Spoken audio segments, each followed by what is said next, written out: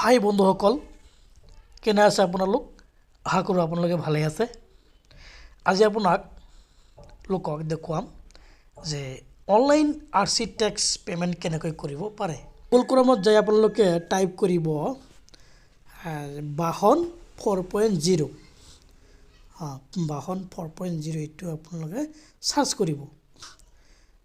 Search কৰাৰ পিছত আহিব বাহন 4.0 ব্ৰেকেটত চিটিজেন সাৰ্ভিস, এইটো ক্লিক কৰিব। ক্লিক কৰাৰ পিছত আপোনালোক আহিব ভেহিকল ৰেজিষ্ট্ৰেশ্যন নাম্বাৰ, গাড়ী নাম্বাৰখন ইয়াত টাইপ কৰি দিব। চাই অসমৰ গাড়ী হওক নাইবা আদাৰ ষ্টেট, অল অভাৰ ইণ্ডিয়াত আপোনালোকে টেক্স পে' কৰিব পাৰিব এইখন পৰ্টেলৰ জৰিয়তে। গাড়ী নম্বৰ টাইপ কৰি, যিহেতু আমাৰ অসমৰ এছ থাকিবই, বাকী গাড়ীৰ নাম্বাৰখিনি আমি টাইপ কৰি আছোঁ।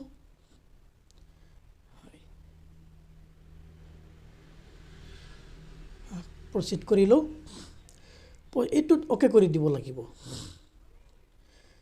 অ'কে কৰাৰ পিছত চাওক ডাছবৰ্ড খুলি গ'ল। ইয়াত দেখাব আপোনালোকে পে ইউৰ টেক্স, ইয়াত ক্লিক কৰিব। ইয়াত অট'মেটিক গাড়ীৰ নাম্বাৰখন আহিব। যদি অট'মেটিক নাহে আপোনালোকে তাতে টাইপ কৰিব। তাৰপিছত ভেৰিফাই ডিটেইলছত ক্লিক কৰিব।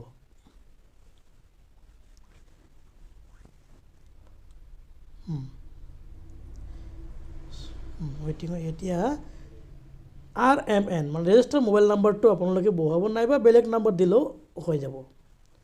মোবাইল নম্বৰ টাইপ কৰিলোঁ, জেনেৰেট OTP এতিয়া ক্লিক কৰিব লাগিব। ক্লিক কৰি দিলোঁ। এতিয়া আপোনাৰ মোবাইলত OTP যাব। সেই OTPখন এইখন কাটি দিলেই হ'ল, এইখন দৰকাৰ নাই।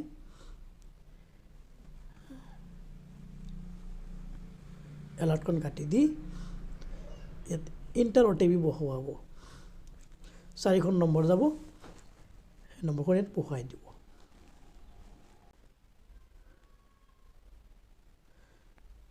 আমি নম্বৰখন বহুৱাই আছোঁ, ছাবমিট কৰি দিব। ছাবমিট কৰাৰ পিছত আপোনাৰ গাড়ীৰ ডিটেইলছখিনি ইয়াত শ্ব' কৰিব।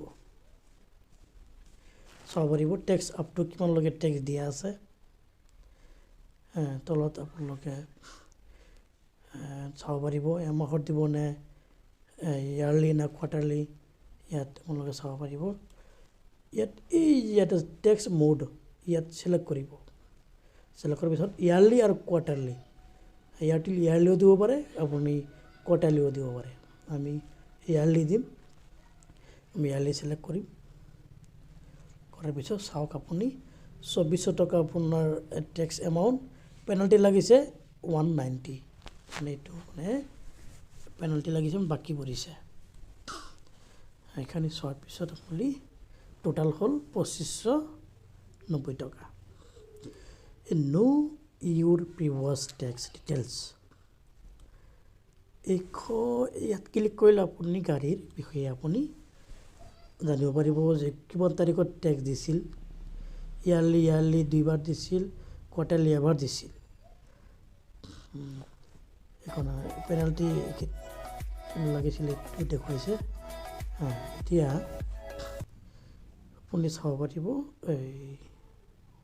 হয় ওপৰত তলপিনে আহিব লাগিব। আহি ইয়াত দেখিব অ'নাৰ ভেহিকল /টেক্স ডিটেইলছ, এইখন ক্লিক কৰিব। ইয়াত ক্লিক কৰাৰ পিছত অ'নাৰ ইনফৰমেশ্যন মানে গাড়ীৰ মালিকৰ ইনফৰমেশ্যনটো আপুনি ডিটেইলছ চাব পাৰিব। ইয়াত কি গাড়ীৰ মডেল নাম্বাৰ কিমান, গাড়ীৰ ইঞ্জিন নাম্বাৰ, গাড়ীৰ চেচিছ নাম্বাৰ, গোটেইখিনি ইয়াত চাব পাৰিব। গাড়ীৰ CC কিমান, গোটেইখিনি ইয়াত চাব পাৰিব। কিমানলৈকে আপোনাৰ ফিটনেছ দিয়া আছে এইটো চাব পাৰিব। গাড়ীৰ ৰেজিষ্ট্ৰেশ্যন ডেট, কেতিয়া ৰেজিষ্ট্ৰেশ্যন হৈছিল সেইটো চাব পাৰিব। তাৰপিছত আপুনি হয় গোটেইখিনি চোৱাৰ পিছত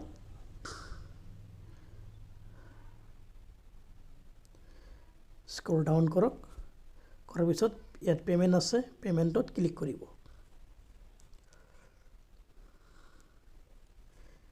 পে'মেণ্টত ক্লিক কৰাৰ পিছত আপোনাৰ এইটো খোল খাব। টিক চিন মাৰি কনফাৰ্ম পে'মেণ্টত ক্লিক কৰিব। পজিশ্যন ইয়াত এইটো আপোনালোক আৰু এটা ডেছবৰ্ড খুলি গ'ল। পে'মেণ্ট গেটৱে আহিল। এতিয়া ছিলেক্ট কৰিব, ছিলেক্ট কৰি গ্ৰেছ ইয়াত ছিলেক্ট কৰিব। কৰাৰ পিছত আপুনি ইয়াত আছে আই একচেপ্ট টাৰ্ম এণ্ড কণ্ডিশ্যন, ইয়াত ক্লিক কৰিব। কৰাৰ পিছত কণ্টিনিউত ক্লিক কৰিব। কণ্টিনিউত ক্লিক কৰাৰ পিছত আপোনাৰ এইটো মানে খুলি গ'ল। ইয়াত ডিটেইলছ লিখা আছে, স্কিম নাম্বাৰ, টেক্স আই ডি নাম্বাৰ, ইয়াত কিহত পে'মেণ্ট কৰিব। ইয়াত আমি পে'মেণ্ট কৰিম। পে'মেণ্ট কৰাৰ কোনটো বেংকৰ আপুনি দি কৰিব। ষ্টেট বেংক আছে, HDFC আছে, আমি ষ্টেটেদি কৰিম। ষ্টেটখন ছাবমিট কৰিলে ইয়াত এগ্ৰিত ক্লিক কৰিব। তাৰপিছত প্ৰচিড ফৰ পে'মেণ্ট ইয়াত ক্লিক কৰিব। ক্লিক কৰাৰ পিছত এইটো খোল খাব। আপুনি এইটো আহিব, এই নটিফিকেশ্যন আহিব। এইটো আপুনি এই ফটো মাৰি কেমেৰাতে ফটো মাৰিব। এইটো যদি কিবা ফেইল হৈ যায় তেতিয়া লাগিব। এইটো নোট ডাউন কৰি ৰাখিব আপুনি। এইটো অ'কে কৰি দিওঁ। এইটো অ'কে কৰাৰ পিছত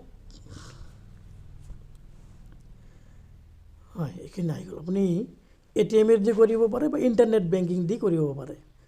মই ইণ্টাৰনেট বেংকিঙেৰে কৰিম। ইয়াত ক্লিক কৰি ছাবমিট কৰি দিম।